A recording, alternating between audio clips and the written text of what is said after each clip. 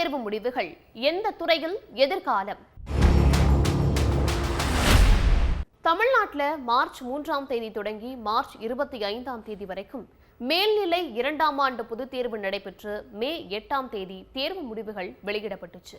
சுமார் 7.92 லட்சம் பேர் தேர்வு எழுதிய நிலையில 7.53 லட்சம் பேர் தேர்வாகி உள்ளனர் என்ற புள்ளி விவரமும் வெளியாகியிருக்கு.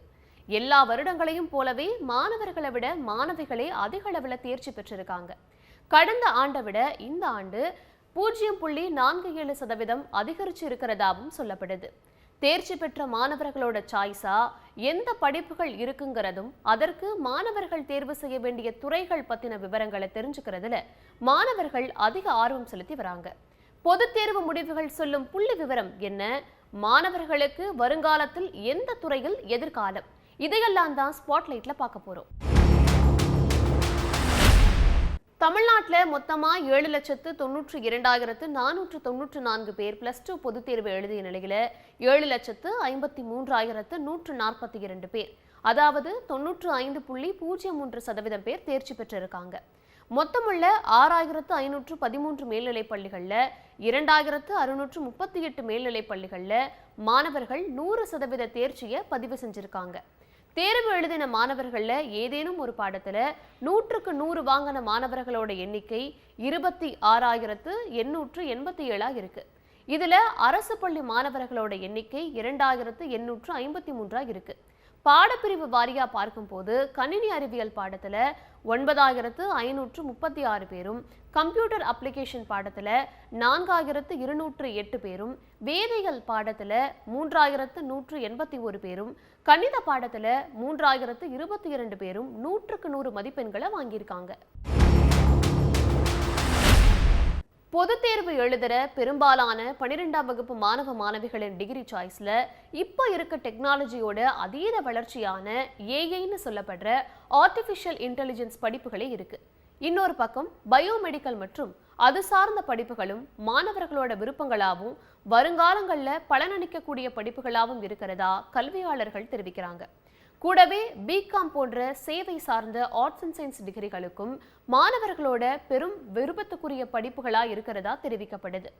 அரசு மேற்கொள்ளும் பல்வேறு முன்னெடுப்புகள் மூலமா மாணவ மாணவிகள் ஆர்ட்ஸ் அண்ட் சயின்ஸ் டிகிரிகளை திறன் மேம்பாட்டோட படிக்கிறதால வேலை வாய்ப்புகளும் எளிதில் கிடைக்கிறதா சொல்லப்படுது.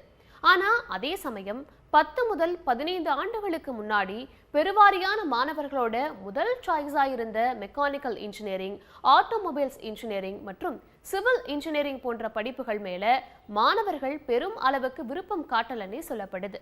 தொழில்நுட்பம் அதீத வளர்ச்சியில இருக்கிறதால ஏஐ, டேட்டா சயின்ஸ் போன்ற படிப்புகளும் சேவைத்துறை சார்ந்த படிப்புகள் மேலையும் மாணவர்கள் கவனம் செலுத்துறதால ட்ரெடிஷ்னல் டிகிரியா இருந்த இன்ஜினியரிங் படிப்புகள்ல மாணவர்கள் ஆர்வம் காட்டலன்னு சொல்றாங்க கல்வியாளர்கள்.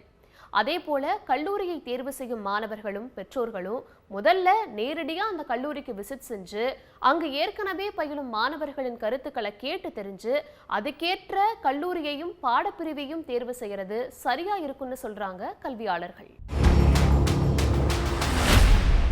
பொதுத் தேர்வு எழுதுற பெரும்பாலான மாணவர்கள் இளங்கலை பட்டப்படிப்பு முடிஞ்ச உடனே வேலையில சேர சூழலையே விரும்புற நிலை நிலவரதா சொல்லப்படுது. அதுக்கேற்ற மாதிரி அடுத்த எதிர்கால வேலை வாய்ப்புகள்ல தொழில்நுட்ப ரீதியிலான வேலைகளுக்கு தான் அதீத வரவேற்பு இருக்குன்னு சமீபத்துல உலக பொருளாதார கூட்டமைப்பு அறிவிச்சிருந்தாங்க. அதுலயும் AI, machine learning, data science, cloud computing போன்ற துறைகள்ல திறமையானவர்களுக்கு வாய்ப்புகள் காத்திருக்குன்னு சொல்லப்பட்டிருக்கு. இப்போ இந்தியால 67.26 கோடியா இருக்கிற பணிபுரியும் வயதில் இருக்கிறவங்களோட எண்ணிக்கை 2030ல 86.76 கோடியா அதிகரிக்கும்னு சொல்லப்பட்டிருக்கு. தமிழக அரசும் மாணவர்களோட எதிர்காலத்தை கவனத்துல வச்சு பல்வேறு திட்டங்கள் மூலம் உயர்கல்வி மற்றும் வேலை வாய்ப்புகளுக்கான வசதிகளை உருவாக்கிட்டு வரதா சொல்றாங்க. உயர்கல்வி சேர்க்கை விகிதத்துல முன்னணியில இருக்கிற தமிழ்நாட்டில் மாணவர்கள் சிறப்பான எதிர்காலத்தை தேர்வு செய்வாங்க அப்படிங்கிறது தான் எல்லாரோட எதிர்பார்ப்பாகவும் இருக்கு.